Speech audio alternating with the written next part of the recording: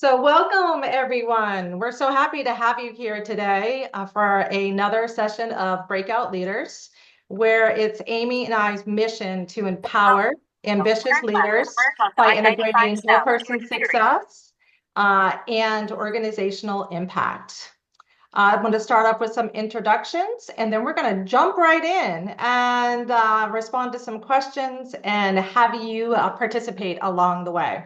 So I am Mary Axelson. I am the founder of WeMax Consulting, and I collaborate with Amy Wood on Turn leaders. left to merge onto I-95 South toward Kittery. If someone could put their mute on, that would be great. Thank you. And then Annie, I'll turn it over to you, and then Amy, you next. Hi, everyone. Thank you, Mary and Amy, for inviting me to this session today. I'm super excited. I'm Annie Drew. I work at WEX, which is a headquartered Maine-based company in the financial services fintech space. I am a lawyer by training. However, I oversee risk and compliance, so I no longer do that type of work, and I've gravitated more towards operations. So I'm really excited about today. Yeah. Welcome, Annie. I'm Amy Wood. As Mary mentioned, Mary and I partner together on Breakout Leaders, and we do a lot of leadership development, particularly with women, but with all kinds of groups. And I'm a psychologist, and I work with people, I would say, helping them with challenges. That's really what I do. That's why this is so meaningful to me to talk about challenges today. Right. Thanks, Amy. So our conversation today is going to be focused on how do we take challenges that we experience on a daily basis and turn them into victories. Now, the word challenges could have a positive or a negative connotation for us. It could be something that we seek out or something that happens to us. Or a challenge could be at a macro level, for example, like the political upheaval that we're experiencing right now, or natural disasters that have happened recently across our country, or things that are happening within our organization as far as a promotion, or maybe potentially losing our job, or a challenge that could be even more intimate or personal, like the birth of a child, or maybe experiencing cancer.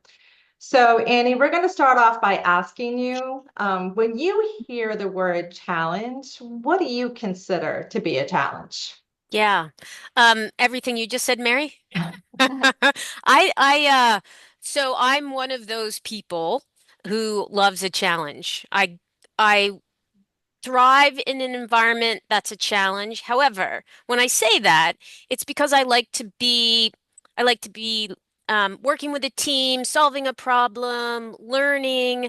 I wouldn't say that I necessarily like all challenges. I mean, we all know how being challenged can make you feel great. But when there are challenges that kind of impact your world, whether it's professional or private, that's different. So while challenge to me is a positive word, I really associate it with two things, I think. It's really dealing with something that's new, which oftentimes gives you that energy, and then dealing with something that's hard, which can also be new. But so those are the two ways I think about it, Mary. Yeah, that's great. I really appreciate what you just said because I would say too that I was probably a challenge junkie at one point in my life. That for some reason I associated fulfillment with being challenged. And then as I've evolved in my life, I'm starting to think about how I also enjoy peace and that I don't always need to be challenged.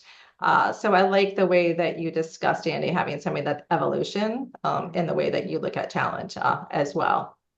So Amy, I think you're going to jump into our next question. Yeah, so thinking about challenges, I think that we get better at dealing with challenges as we get older, if we learn from each challenge. And I'm recalling when I started my career and I was working at the University of Maine Counseling Center, and 18-year-old kids, like freshmen, would come in and they would say, "Oh my gosh, I just failed a test. I'm never going to amount to anything. I'm going to have to quit college." Or, "I just went through a breakup. My life is ruined. I'll never meet the right person." And I, in my head, I'm thinking, well, I've been through that. I dealt with those challenges, and you'll get over it, but can't say that to someone who doesn't know. And I think the value of going through challenges, you figure out ways to deal with challenges. And I'm wondering, Annie, do you have any particular, when a challenge comes up out of nowhere, and really hits you. Do you have a particular mindset that you bring up or a particular strategy you use to address the challenge based on your past experiences? Yeah. Challenge. Um, I do now.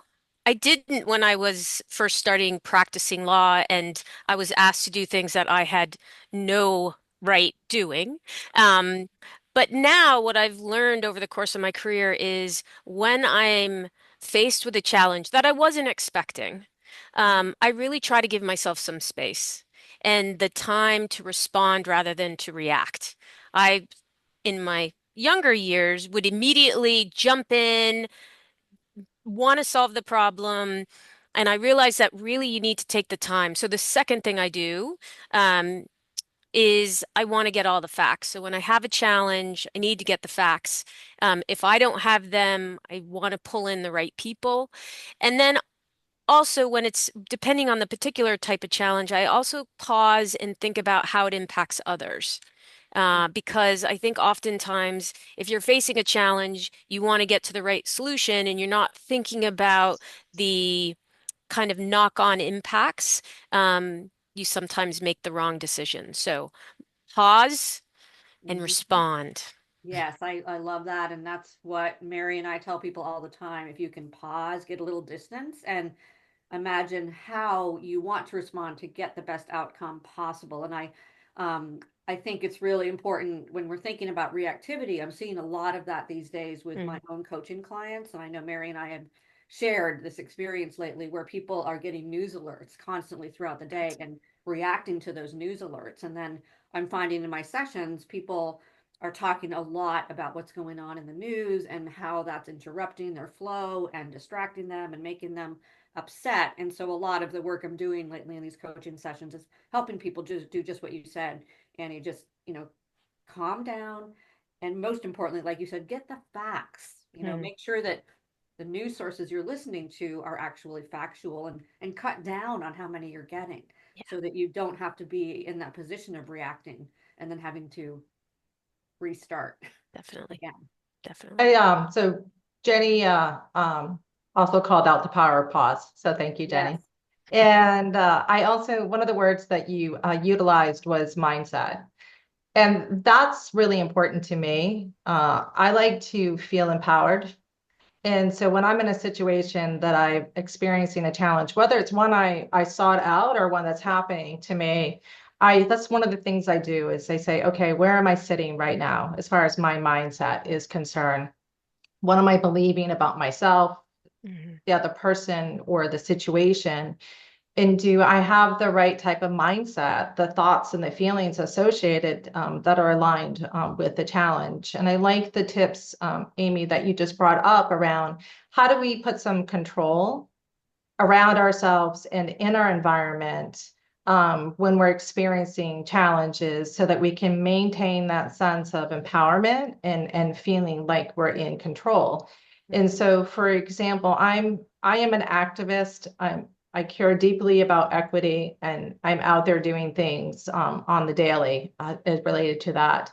But there are times that I have to shut the news off because I have to take care of myself. And I see the impact that it's having as far as my mindset is concerned. So I loved that point and just really wanted to hit on it. Mhm. So our next question is around a recent challenge that you experienced that forced you to pivot. Um, Annie, can you share with us a recent situation that you experienced and how did you pivot and turn it into a success? Um, can I give two? Yeah, of Yes. course. Give as many Um, as you want. I'm gonna give a personal pivot and then I'm gonna talk a little bit about my career pivots because I think all of us I think career pivots are they happen. Mhm. But personally, I've had some back pain recently. So was skiing out in Salt Lake, and couldn't ski another day with our bank management team. And normally, what I would have done is I would have just skied. And I Mhm. would have been in tremendous pain, and been unable to walk for a couple days. But I actually pivoted and took the time to go to dinner with the board members rather than go skiing. So I know it's a small little thing, but for me, the challenge of not being able to show up and participate in an activity that I had actually requested was a big challenge for me. So I felt pretty good that I was able to pivot and I made the connections I would have made on the slopes, but I just made them at dinner. So that's a minor one. But then, Mary, pivots, I think, as I mentioned, happen all the time in careers. They've happened to me multiple times here at WEX. They happened to me um, in my former roles, and every pivot I think is hard. And you have a moment, and Mary, this goes back to your mindset. You have a moment where you're like, it's not really what I've done before, not within my wheelhouse, not really sure I'm up for that challenge. But I've found, as I've pivoted more and more throughout my career, that those kind of thoughts, while I still have them, maybe every day, um, I'm able to then look back and say, well, I pivoted here and I didn't know X and I did just fine. Not perfect. There were setbacks for sure, but I learned and I went on. So I think pivoting is just a natural process through your career, and you get better at it as you take on different things. Yeah, it's almost reminding me of mental agility as well, Annie, right? You're in a situation you think is going to go a certain way, it doesn't go that way, and then you happen to pivot or have some agility in the moment and the way that you're going to adjust to it. So I really like that. When I was thinking about this question ahead of time, it had me think about a point in my career when I was in corporate, and I was up for a promotion and I did not get it. And I was devastated. I was really upset. It was the first time in my career that I actually had experienced a setback like that. And it hurt. So it took me a little bit to emotionally recover from it. And I think you talked about earlier around response versus reacting. And I knew it was a really important moment in my life, in my career, and how was I going to pivot? Um, so shortly after that, I actually started reporting to a new leader. And one of the first things she said to me is, Mary, in the next 6 months, you will be promoted. You and I are going to work feverishly together on this one particular area so that you can upskill. I'm going to invest in you. We're going to have coaching conversations. I'm going to make sure you understand what you did well and where you still have some opportunities to adjust so that in 6 months, we're both where we each of us want you to be. And it was really important in that moment that I did that pivot, both emotionally and also in my head, so that I could show up in the way that I wanted. And that challenge that felt very negative at first, then turned into something positive where I was like, game on. Let's do this and get it done. And I was really able to leave the rejection of the moment behind and focus into the growth and the development that was needed so that I could achieve my goal. Mhm. Yeah. And Mary, that's what I love about that kind of a pivot. And I find when I look back on my own disappointments, my own big challenges, like getting over a huge breakup and thinking you'll never meet the right person, or losing the house that you wanted after putting an offer on it, or not getting the job or the promotion, like you said. And when I look back now, each and every one of those disappointments led to something much better. And I would never now want those things that I lost. So this has prompted me to ask what might be a challenging question for you, Annie and Mary. What's been the biggest, if you think of all the challenges in your career, what's been the biggest challenge that you've faced, and what did that teach you about yourself? How did you manage it, and how did you learn from it? Go ahead, And Annie. Annie, before you respond, I'm also going to invite our audience to use the Oh, chat okay. room and Oh, feel okay. free to share your own experiences as well along the way. And we might ask you to come in and have the conversation with us. So, Yes. Annie.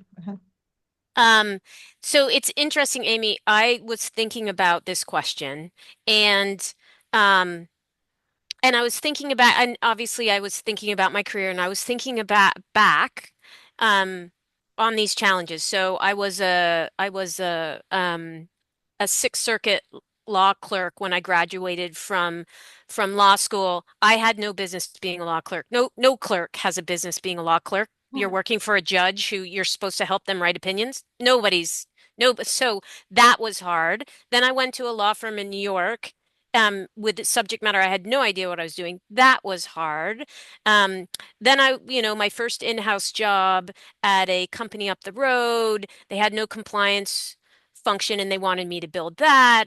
Then I took over my current executive role here at Wax and we had massive losses in credit and fraud. Now, I mention all those things because at the time, they each had their own impactful um, kind of response on my life. So I can't pick one because I think they're all different types of challenges. And I took something away from each of them. And I think it makes me who I am today. So there's not just one. And then we all know we could go on and on about the challenges in our personal life. But Amy, it's very similar to what you just said, which Mhm. is you go through these challenges, you think, oh my gosh, this is like awful. Nothing could ever be more stressful than this. And then you work through it and you're like, well, that wasn't so bad. And then you go on to the next one. So I suspect the next challenge I have will be the that I haven't faced before will be the biggest one I've had until I've overcome that, and then I go to the next one. So I'm not answering your question directly. That's a good answer, good response. How about you, Mary? Um, I don't know if it's my biggest one, but it's one that I had to get comfortable with when I made the transition from being in corporate to being an entrepreneur and having my own consulting practice. And that was getting comfortable with rejection. When you are an entrepreneur, you're playing a variety of different roles from out there building new relationships, looking for problems that you can help companies solve, to managing, the relationship, delivering the services and all the operational aspects of it. And it can feel quite overwhelming. When at the end of the day, what you want is that win. You want to get that business. And so when I've been in calls and I have felt like that there was a good conversation that was happening. We were forming a relationship, identifying a problem, and then subsequently, I don't get selected, right? I experience that rejection, and so it was a skill, that I had to build and to accept that when you're an entrepreneur, it's a competitive world out there, just like it's competitive in corporate and you're not going to win every situation. But what I can do is I can learn from every situation. So, regardless of whether I win the business or I don't, I look back on that situation and say, okay, what did I do well? And I want to make sure that I continue doing. Where do I see opportunities to adjust or do things differently? And how will I do that moving forward? I always ask the client for feedback as well, and so if they're willing to give that to me, I integrate into it. And so now I actually see rejections as wins because it gives me that opportunity to learn and grow. And I learned those three simple questions: what's going well? Where are you getting stuck? What might you do differently in corporate? And it has, and so like I just really appreciate how it allows for that introspection and those adjustments to occur. Yeah, it allows for continuous improvement. That's what I like about challenges. And I would say, my biggest work challenge was switching careers when I was about 30, realizing I'd hit a wall and the career I went to college for, which was communications. I was in the publishing field and deciding to get into psychology, then going back to graduate school as a single woman. And that was tough, paying for it all and all that hard work. But I want to end this on a really positive note by asking you both, what's the most fun challenge you've ever had? What's a challenge you've really enjoyed? A Annie? fun challenge. Yeah. Um, I think and it's recent. I'm the chair of the Dempsey Center here in Maine, Mhm. and um, I've given a lot of time to nonprofits, but this one means a lot to me. We focus on cancer support for not only the patient but their family, and so I'm very, very motivated. My mom passed from cancer, ovarian cancer, 7 years ago, so I'm very passionate. It is a challenge. Nonprofits need money. And so that's not my area is not I'm not good in development, but I'm starting to learn. But it is a challenge that is close to my heart and I'm really enjoying it. I think it's a great point you just made though, Annie, is around passion, Mhm. right? And values and the commitment. And so I'm sorry about the loss of your mom. Yeah, at the same time, you have found a way for her to live on and to give back. And so it speaks, it speaks to your heart and the challenging work that you're doing with the Dempsey Center. So I think it's just a really great point that you made is where's your heart and are aligning your passion with that. I also want to give another call out to Jenny. She said the wisdom of looking back to connect the dots. So thank you. Absolutely. And then before I answer the question, Amy, I want to see if there's anybody in our audience that would like to share about a situation where they were able to pivot and turn a challenge into a victory. I know a lot of you in the audience, so it'd be easy for me to call you out as well.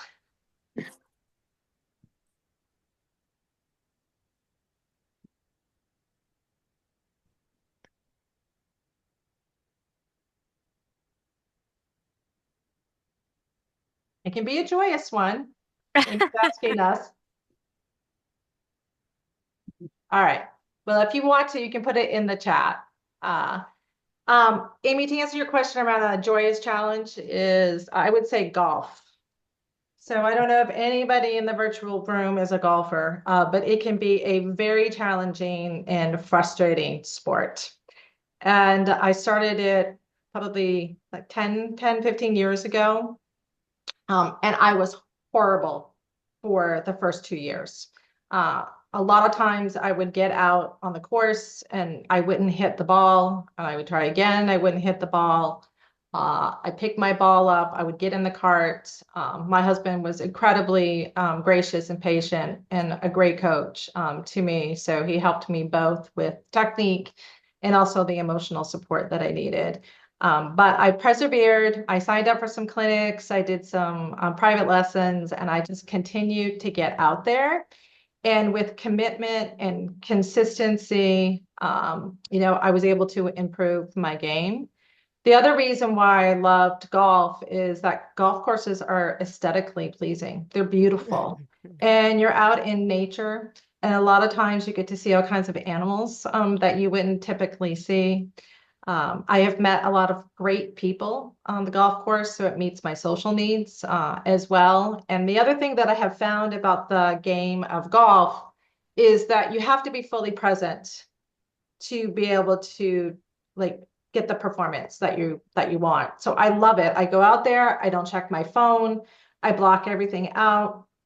I just focus on playing the game and connecting with my husband and appreciating the nature that I'm in. That's fun. So I All would right, say looks like we have a comment. All right, Yeah. Mandy, thank you. I currently in a pivot in my career and I'm looking at it as positively as possible. I'm going to keep on keeping on and hit my new goals. I'm so grateful for hearing all this today. Thank you. That's great. That's great, Mandy. Mary, Andy? can I share I'll something pop with in if you'd like. Mandy? Yes. Sorry, I can pop in and share something if you'd that's great. like. Yeah. So Can you hold on one one of the, second? Oh, can you hold on I'm one second? sorry, We'll let Annie respond to Mandy, and then we'll come back to you if that's okay. Yeah, so really quick, Mandy, I have been there and done that a lot. And I just wanted to share one thing, and hasn't come up yet. One thing that I've found really helpful in any challenge is journaling. Journaling every day, good, bad, and different. And then when you make it through the challenge, going back and kind of, you know, taking in what's changed and how it's improved you, because that for me is how I've been able to take a lot of positive learnings out of challenges. So good luck, Mandy.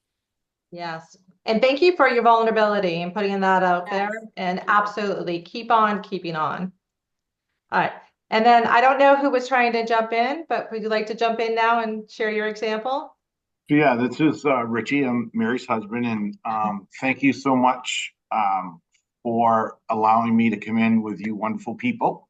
One of the challenges in listening to you guys, it's helpful because it brings a lot of insight back to me. And so a few years back, I own my own business as well, and I said to Mary, Mary, I'd like to do something nice for somebody, but I'm not quite sure how to orchestrate that. And of course, Mary has a lot of HR background and stuff. And she said, well, what is it you want to do? And I said, well, one of my strengths is being able to connect with businesses and stuff to raise money for somebody that, should need it more than others. So anyway, we started this charity golf tournament, and we did really well in it. We ran it for 10 years. And so one thing that I have found over the years is that you can take the strength that you come to the table with, and you say, look, this is where my strength is. And then what I do is I surround people around me with what I don't know, or how I don't know how to get to those next steps. And then I give that, I kind of like give that to them in order to do that.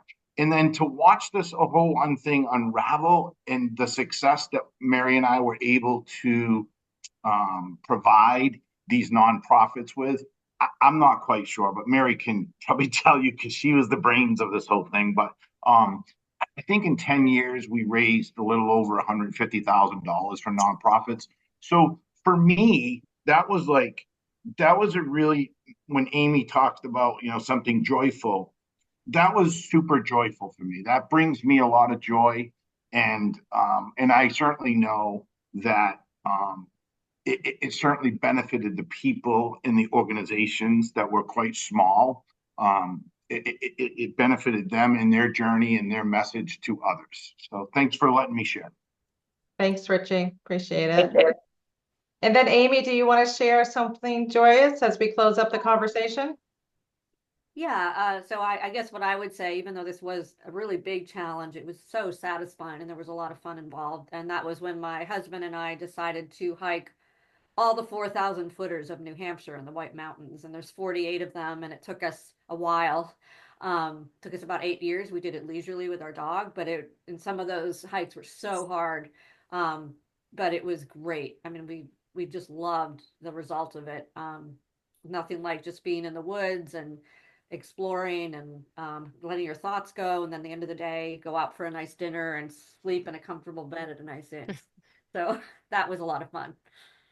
That's a big Yes. joyous moment, Amy. Yeah. Yeah, like Jenny says in the chat, big goals, big rewards. But I think the key is you've got to do it gradually. I think sometimes we make things more challenging because the steps we take are just too big. So try to break your steps down, and the challenge can be less daunting. Well, Annie, thank you so much for joining us today for this conversation. Thank you for everyone in the audience. We loved seeing your faces and appreciate the participation. We hope that you have a great day, and we'll see you next month for another breakout leader session. Thank you. It's really good.